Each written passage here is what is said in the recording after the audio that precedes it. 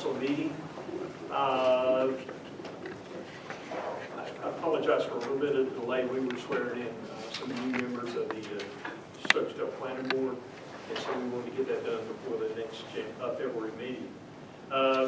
First item up, review and adopt the agenda. Any changes or deletions?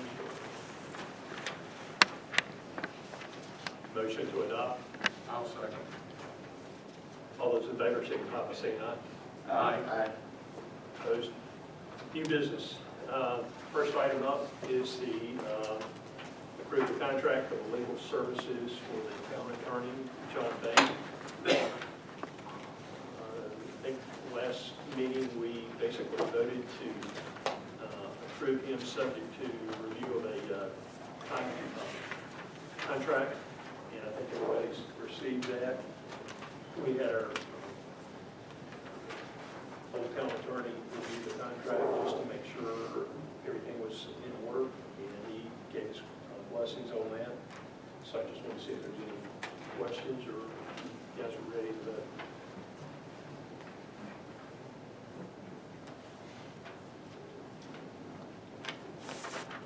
Anyone want to make a motion? I'll make a motion. I'll make a motion to ratify Mr. Bank's contract as the county attorney. Second. Any discussion? Yeah, I would say I still have a problem with number 7, conflicts. I think it's particularly good that he would represent us and also our Stokesdale Fire District.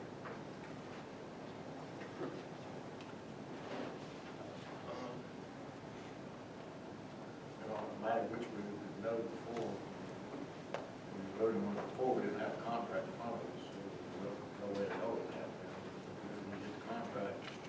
What I had a problem with last meeting was voting to hire somebody that had a contract for it. I don't have a problem with the conflict, which I still do.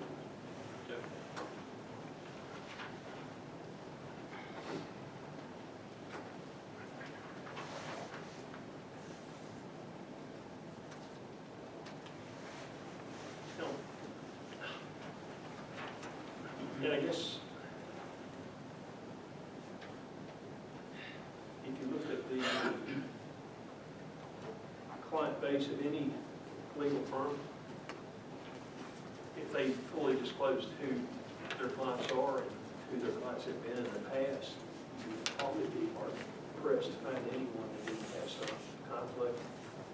Town of Stokesdale's been incorporated for 28 years, and as far as I know, we've never had any legal issues with the fire district.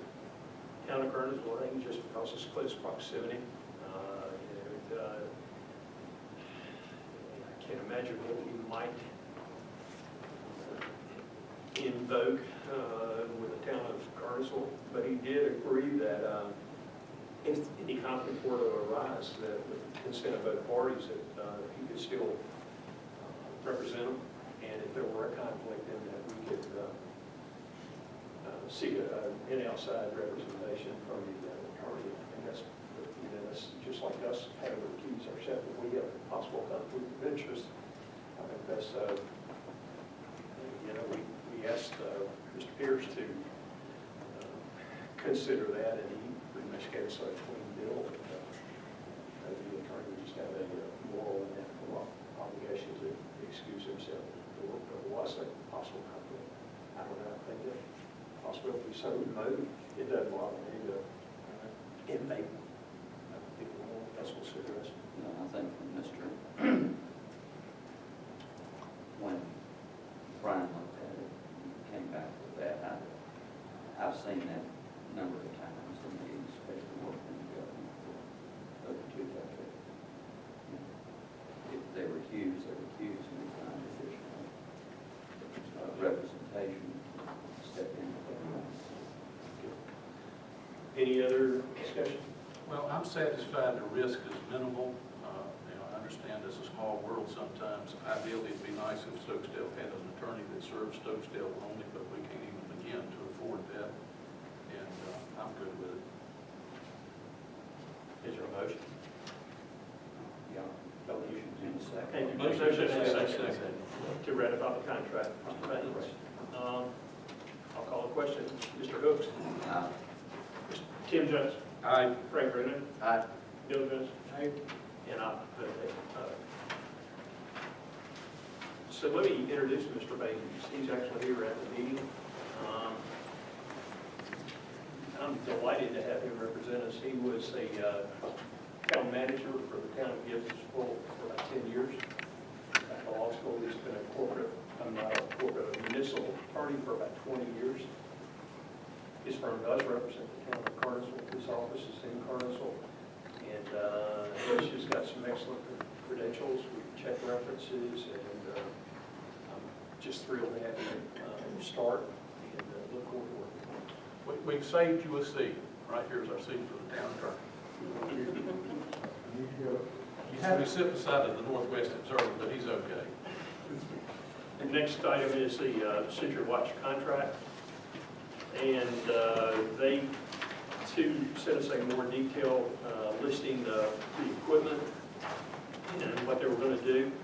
And I think it was the will of the council at the last meeting that we were just looking basically at the equipment for the town hall itself at a cost of about $5,100, and not the town park area. That would be another phase or something we would consider in the future. I guess everyone's had an opportunity to review the contract. If there are any questions, we'll try to answer them. If not, I'll entertain a motion. You answered the question, because when I saw that, we only decided to do the town hall. We're going to put the whole thing, so yeah. And they're going to send a contract just for that amount for signature. Any discussion? Well, I would say that when we got the original before this complete detail, for more information, it was broken, as you said, into two segments for that reason, so that we could look at them individually. And I agree that this property needs to be updated, and we've got a couple of months before we start on that, before we get something down. Okay. Should the motion state the amount we're going to spend? Should we be including that in the motion? Yeah, I would. I would.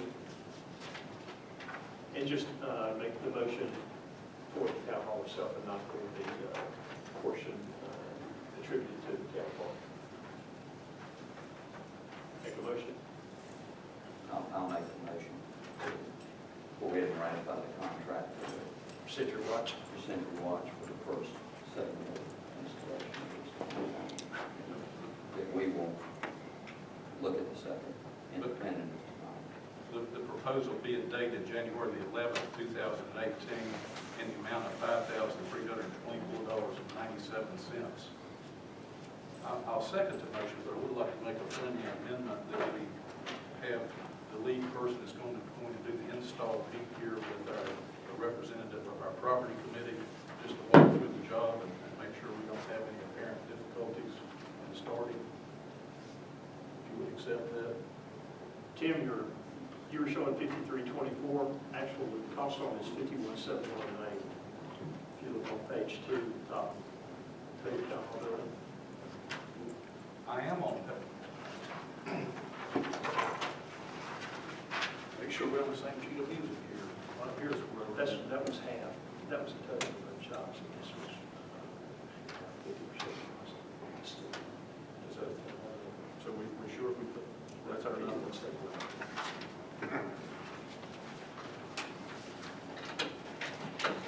Okay, for the record, I'll make a correction. That amount is $5,171.91.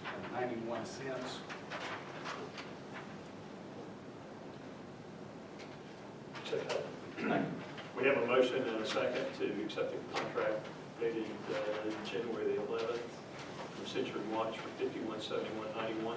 Any discussion? Call question. Terry? Tim Jones? Aye. Frank Brennan? Aye. Bill? And And the third item, the credit call for access to the town attorney. Bill, I think that's something you wanted to talk about.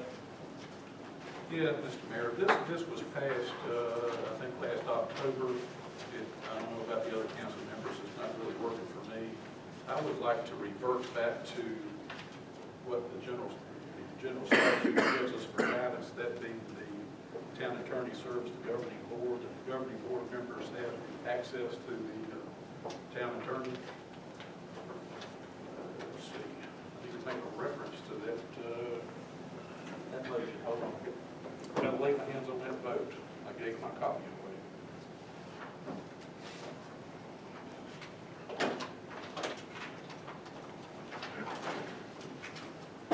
Sorry, guys.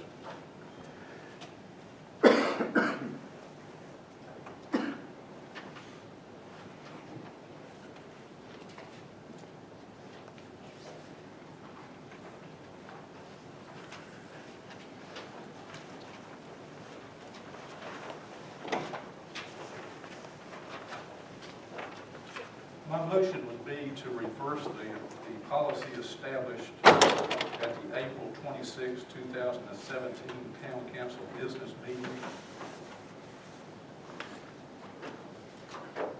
And the policy further being outlined in an email to the former town attorney, Katie Gregg, with the Berger Law Firm, that was sent April the 27th, 2017. My motion is to reverse that decision. Do you want to read what that policy was, or is? Mr. Mayor, when I go back and review the audio, I read the email, and I read the town minutes, they conflict with each other slightly, so I don't know which version I would read into the record without advice from Mr. May. Minutes would be the legal action. Okay. So should I read the original motion?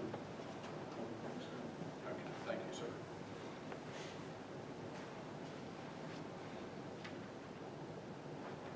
Mayor Braswell made a motion that the path that a town attorney go through the town clerk. In addition to that path, since your mayor is your executive officer in this form of government, that the current mayor would also have access to the town attorney. Vicki White Lawrence seconded the motion, and the motion carried with a 4-1 vote with Mayor Braswell, Bill Jones, Frank Bruno, Vicki White Lawrence voting aye, Tim Jones voting nay. Is that sufficient, Mr. Banks? Thank you, sir. Do we have a second, so we can discuss it? I'll second. We have a motion to rescind a action at the, what meeting was that, October? April 26, 2017, Town Council Business Meeting. So if we rescind that, what's going to be a policy? We just have to establish a new one, or just go back to general statute? Did somebody second the motion? Yeah. Okay, forgive me, I understand. Yes, I would like to go back and rely upon the statutes, the policy that existed with the town prior to. Statute doesn't specify that each council member has unlimited access to the town attorney. If it does, I don't know what section of the statute would be referred to. I think what our goal was to make it as a cost-saving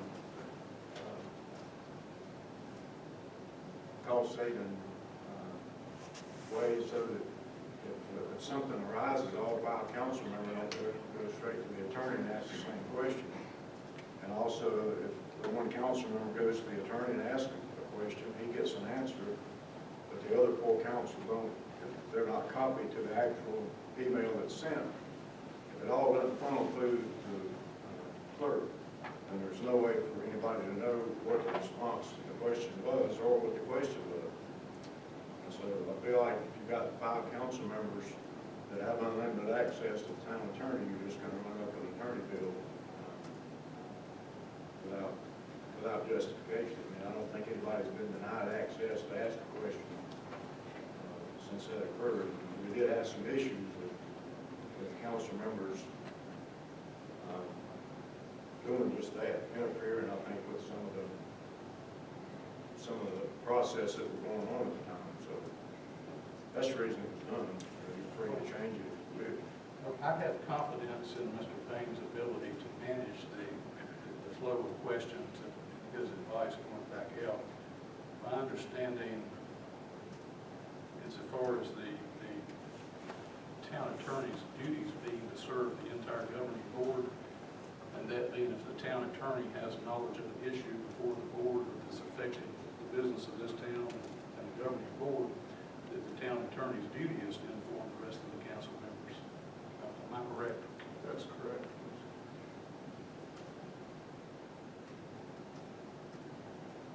I think that was the problem when we were running into a budget issue, because we even had unlimited access from our planning board that were constantly churning out bills, Yeah, I calling understand.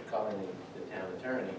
And some of those, as a council member, I had no clue, and we're supposed to, and we should be. So there, I have no problem reverting back, but I think there needs to be some kind of a policy and procedure in place of how we do it. That it shouldn't just be, Tuesday night, I feel like calling the attorney because I have a problem with something in town, that there should be some kind of a policy and procedure in place that we can follow. For both that, so everyone knows, but also, I'm always looking out for the cost issue. Sure. And I'd like to restrict it to council, I mean, I don't want, Yeah. committees, chair of every committee people, or planning board members, let them address the concerns to the town council, and then one of us could make that happen. Well, I can't speak for the rest of you, but the citizens that supported me and voted for me, I think that would have no qualms whatsoever about questioning me severely if I ran up an unnecessary bill with the town attorney. They're not shy about asking questions and making their opinion. Yeah. I'd like to ask Mr. Bain, how have you handled boards like this in the past, as far as notification through emails, or what exactly? If you had one person call in and there were 3 or 4 others on the board that had to be notified, how was that advised? If I receive an email from one, I'll respond to the entire board. Just, that's the only way I would do it. With a phone call, I would summarize the question and make sure it mapped to the whole group. In the same fashion that you receive a phone call, and translate that into an email to the addresses for the board members? That's correct. Are you comfortable receiving questions or inquiries from all members of council, or would you rather those be directed through like the mayor pro tem or council? Whatever y'all want to do. Whatever we want to do. Whatever you're comfortable with. Any more discussion? We have a motion and a second to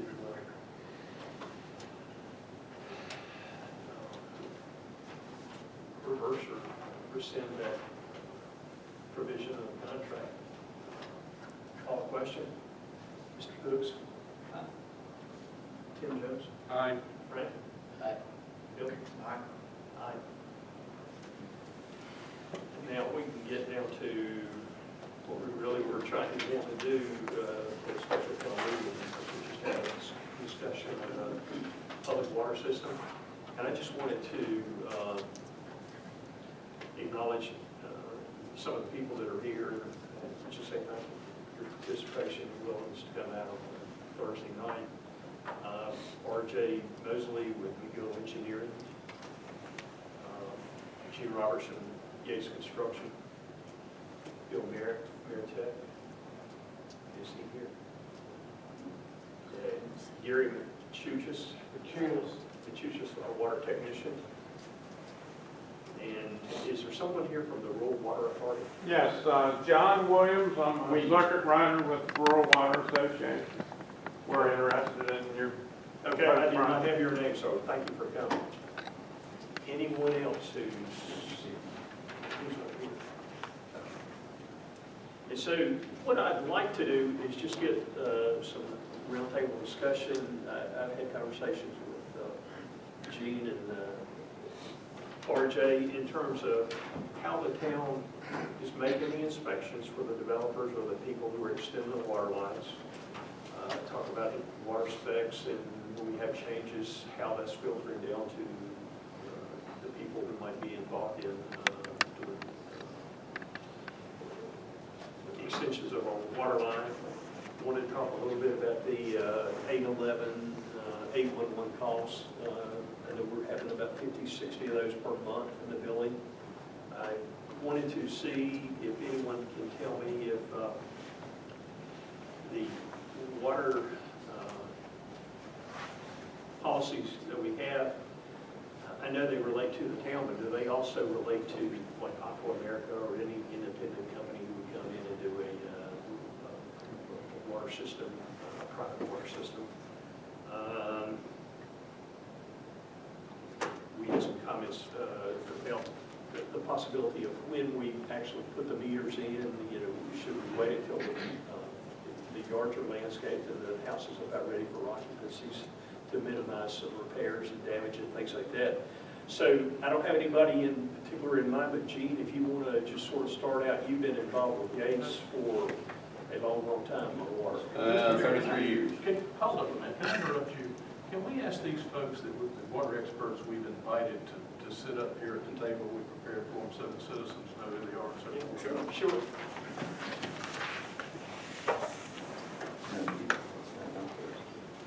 Yeah, Well, this is one.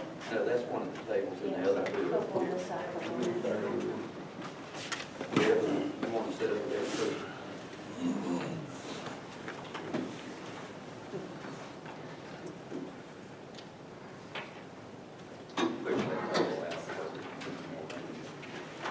You want to start out, Gene? Yeah, like any municipality, we have our problems, we have good points.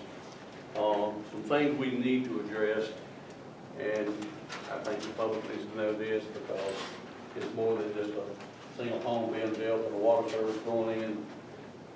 When you go into multi-family subdivisions, several lots being put in, we are seeing quite a bit of damage done to the water system, some prior to the town accepting it, some we're finding after we've accepted it. That's been done during the construction side of it. No one knows about it. And once the town goes in, signs off on a new subdivision or a phase of it, it then belongs to the town, along with the expense of repairing it. Not all of it, but several of them. Developer goes in, develops it, sets his lots up, sells off the lots most of the time. Contractor comes in, grades, builds the house. And as soon as they start, then you got all these utility contractors coming in. They're plowing in power lines and cable and phone and gas. And that's where we are doing the damage at. You're not going to make new power stay out there with their sub and say, look, you need to uncover that box you just cut it up. I find it 3 months later, and then the town has to pay me to go in, put in a new box, repair it, if they have accepted that system. In the past, we have not done, I don't think, the town, a very good job of inspecting what we expect. Nothing against the town, the way they've done things, it's just the fact that they've never had anyone appointed to say, look, you are going to go out and inspect these sites. You're going to spot check to make sure everything's in place. It is not damaged. It's ready for us to sign off on. And we're talking valves. We're talking hydrants. We're talking meter boxes, meter setters. Those are the kind of things we need to be looking at and inspecting. Make sure they're there. They're properly marked and located. It's funny that if you call the 811 locator, the locators go out and you see that USIC truck out there with its flashing lights, and he's flagging. They will go through and flag, and you will not see those flags disturbed. If they call Yates, and I get them same tickets, and I go out and put up those blue flags, it's like they don't know what blue flags are. You know, they plow them right out with no regard, none. And then I get another ticket, and I'm back at there relocating. And I'm charging for every one of those tickets I have to charge for. Those are the things that we're seeing just in the early stages of it. The developer, he wants to drive up a little wooden stake and shoot a little blue paint on the top. They go in there and then they start sowing in grass with the slopes and the shoulders, and grass is this high, stakes that high, and you lose location of where your services are at. I would suggest the town look at, even consider maybe using like a T-post or a silt fence post, landscaping post, metal post. Drive it up high enough that you can see it from the road, paint the blue top on it, which indicates it's a meter or a valve, so it's easy to spot when we go back in. I now, even myself, when I go into development and I'm start locating, I'll shoot a blue mark at the edge of the pavement. They grade a lot of the stuff out, but hopefully that'll stay there enough that I can ride through and say, well, there's a meter over there somewhere that's been buried. Helps us locate it. Those are the little things that we're looking at. But inspections is going to be the key to this. And a good example, there was another phase put in at Dawn Acres. You all know about it. I got a call one morning here that water pressure had dropped on 68 at the food line and Navant. We go out, find no leak in the building, talk to the managers of both places, couldn't find anything, and I'm like, well, Charles Place had just put in a new street. Maybe we've got a break there. Maybe somebody left a valve open. Went there and didn't find anything. On a return trip, I started back to the office and come to the water tower right here to see what my levels were and if the pressures were dropping. And I happened to think about phase 3 of Dawn Acres. And when I went in, there had been a blowout in the main line. That's a phase that the town had not yet signed off on and was turned over to the town. It still belonged to the contractor. But those are the kind of things that if we start looking at a little bit more inspections, anybody can have a bad joint. This is what we do for a living, is underground water. We put the original system into Stokesdale. You're going to have a fault, you're going to have a failure, you're going to have a blowout. But we need to pay a little bit more attention to the materials being used, how they're being put in, are they being put in correctly.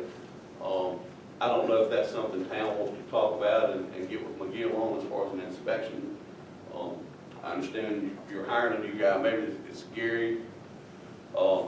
This gentleman, if he's for the town, if he knows the water systems, and I'm sure he's got some experience in it, let him go out and spot check these things and look at them. Look at our standards. Construction. Yeah, look at our standards. I mean, it's all in there. It's easy enough to do. And just make sure we're getting what we expect to be getting and what we're required to put in for the town. Let me ask you a question. And you guys can interrupt, so I don't lose my thought. I know in years past, we would allow the developer to have their, I guess, civil engineer inspect and, certify that everything was built according to standards, do spot checks and things like that. And then they would sign off and seal it. And we just recently changed that, let's say sometime in probably 2017 with McGill. Did that work out okay, and is that still an option? I assume they still have that right to use their own engineer? Either one of you. Or I would say a developer in most cases does have the right to use his own engineer to prepare his design drawing.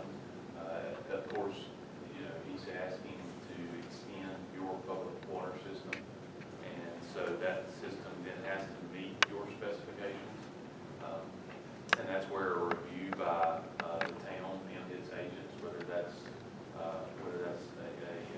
water system technician or whether that's your McGill Associates as your consultant or Gates Construction or all three. But giving the town an opportunity to review a design, prepare any comments, send those comments back to the developer and his engineer, and then make sure that any kind of deficiencies in the original design are met, that they bring everything up to your standards is important. Following the agreement or the acceptance of the design plans, the project would eventually move to the construction phase.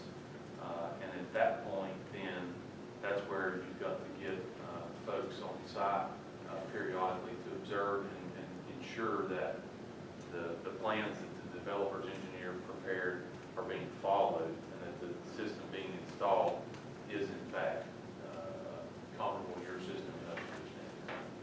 And so that's the point where the first couple of task orders or some of the first task orders that McGill Associates has executed with the town have been to meet with the developers, though we came into that game, so to speak, after construction was finished. The projects had not yet been accepted. And so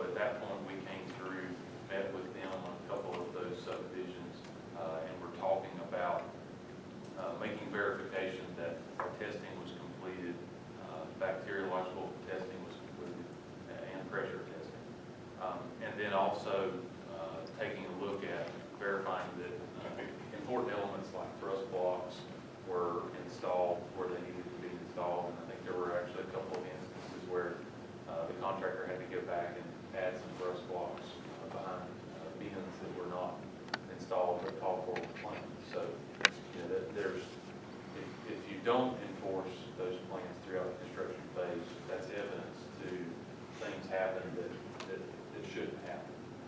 Now, in the past, back when I was on council before, we had an engineer down in, I think it was Ashboro, Hiram Marciano, who actually reviewed the plan before the developer, and then he would basically make comments or, you know, give his blessings and then send it back into construction. Who's doing that for us now? That would be us. And so, On every proposed extension? as many of those as you would like for us to, yes.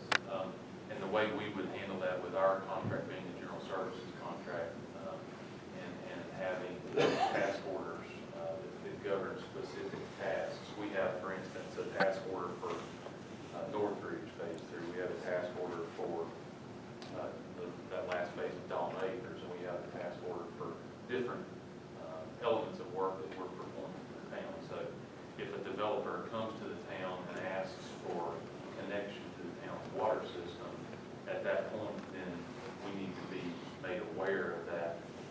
We need to be made aware of the scope of that particular subdivision. And then at that point, we can put together a task order that is specific for that subdivision or that phase of the subdivision. And so at that point, that task order would not only include the plan review and comments phase, but would also include construction phase to verify on the town's behalf that everything going in is according to the plan. Are you doing some kind of pre-construction conference with the developer companies? When we get a project or a task, subdivision development that the scheduling is such that allows us to begin on the front end, yes, that would be. Now, I have seen a copy of your fee schedule for the and I guess my thoughts are, I don't want us to be subsidizing the developer for what I consider a cost that he should bear. I assume we are passing those costs on to the developer, Yes. 100% cost. Well,